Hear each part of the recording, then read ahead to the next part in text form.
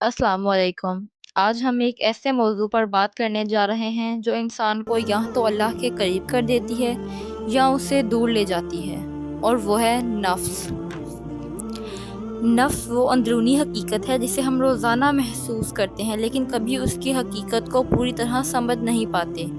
یہ وہ قوت ہے جو ہمیں صحیح اور غلط میں تمیز کرنے کی صلاحیت دیتی ہے، مگر ساتھ ہی یہ ہمیں گمراہی کی طرف بھی لے جاتی ہے۔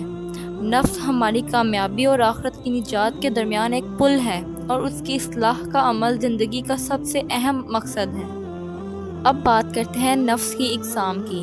نفس کی 3 اقسام ہیں: نفس امارہ، نفس لوامہ اور نفس مطمئنہ۔ پہلی ہے نفس امارہ۔ یہ نفس انسان کی خواہشات کو ابھارتا ہے اور اسے گناہوں کی لذت میں مبتلا کر دیتا ہے۔ یہ انسان کو برے کاموں کی طرف راغب کرتا ہے، جیسے جھوٹ بولنا، حسد کرنا، ظلم کرنا اور دنیاوی خواہشات میں کھو جانا۔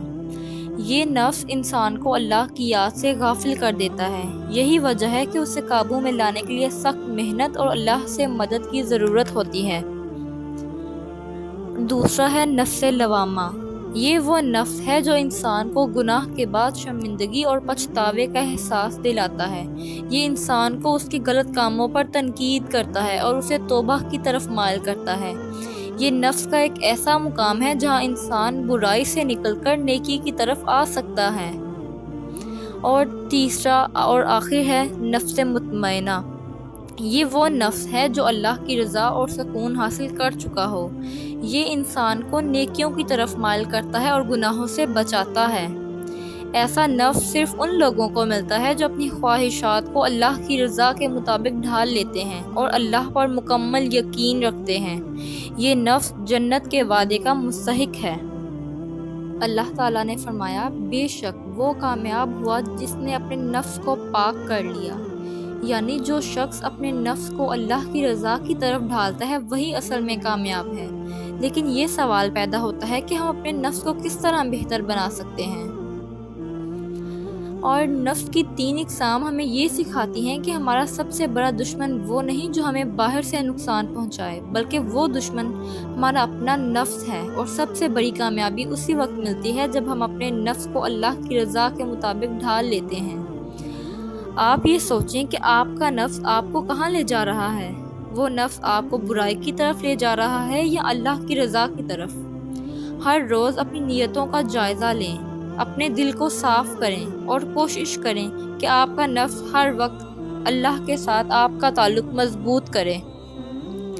یاد رکھیں، دنیا میں جو بھی کامیابی حاصل کی جائے وہ وقتی ہوتی ہے، مگر جو کامیابی آخرت میں ملتی ہے وہ ہمیشہ کی ہے۔ تو کیوں نہ ہم اپنے نفس کی تربیت کر کے اس اطمینان کو حاصل کریں جو ہمیں اس دنیا اور آخرت میں کامیاب کرے۔ لیکن افسوس، آج ہم میں سے زیادہ تر لوگ اپنے نفس کی پیروی کر رہے ہیں۔ ہم نے اسے آزاد چھوڑ دیا ہے اور اس کے بہکاوے میں آ کر گناہوں میں ڈوبتے جا رہے ہیں۔ ہم دنیا کی چند لمحوں کی خوشیوں کے پیچھے بھاگ رہے ہیں اور اپنی آخرت کو بھول چکے ہیں۔ ہمیں سوچنا ہوگا، کیا ہم اس دنیا میں صرف اپنی خواہشات پوری کرنے کے لیے آئے ہیں؟ کیا ہمارا مقصد صرف مال، شہرت اور عیش و عشرت کا حصول ہے؟ نہیں، ہمارا مقصد اس رب کو راضی کرنا ہے جس نے ہمیں پیدا کیا، جو ہم سے 70 ماؤں سے زیادہ محبت کرتا ہے، اور وہ ہم سے بس یہی چاہتا ہے کہ ہم اپنے نفس کی خواہشات کو قابو میں رکھ کر اس کی رضا کے مطابق زندگی گزاریں۔ اگر ہم چاہتے ہیں کہ ہمارا نفس ہمیں تباہی کے راستے پر نہ لے جائے تو ہمیں اسے اپنے قابو میں رکھنا ہوگا۔ ہمیں اپنی خواہشات کو دین کے تابع کرنا ہوگا، نہ کہ دین کو اپنی خواہشات کے تابع۔ ہمیں اپنے دلوں کو نفس کے جال سے آزاد کرنا ہوگا، ورنہ یہی نفس قیامت کے دن ہمیں رسوا کرے گا۔ آج ہمیں یہ فیصلہ کرنا ہوگا کہ ہم اپنے نفس کے غلام بن کر زندگی گزاریں گے یا نفس کو قابو میں رکھ کر اللہ کے پسندیدہ بندے بنیں گے۔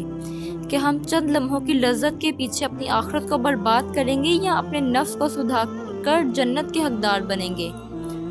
سوچو وہ دن جب ہم اللہ کے سامنے کھڑے ہوں گے، ہمارے اعمال ہمارے سامنے رکھ دیے جائیں گے اور ہمارا نفس جو آج ہمیں برائیوں پر اکسا رہا ہے کل ہمیں بربادی کے گڑھے میں دھکیل دے گا۔ کہ ہم اس دن شرمندہ ہونا چاہتے ہیں؟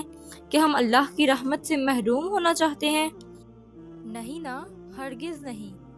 تو پھر آج سے ہی اپنے نفس کا محاسبہ کرو، اپنی غلطیوں کو پہچانو اور اللہ سے سچی توبہ کرو، کیونکہ آج وقت ہے مگر کل شاید وقت نہ ہو۔ آخر میں یہ کہنا چاہتی ہوں کہ دنیا کے دھوکے میں مت آؤ، اپنے نفس کے بہکاوے میں مت آؤ۔ جو لمحاتی لذتیں آج ہمیں خوبصورت لگ رہی ہیں وہی کل ہمیں پچھتاوے کی آگ میں جلا سکتی ہیں۔ اللہ نے ہمیں سوچنے، سمجھنے اور سنوارنے کا موقع دیا ہے۔ اس سے پہلے کہ وقت ہاتھ سے نکل جائے اپنے نفس کو قابو میں کر لو، کیونکہ جو اپنے نفس کو قابو میں کر لیتا ہے نا وہی اصل میں کامیاب ہوتا ہے۔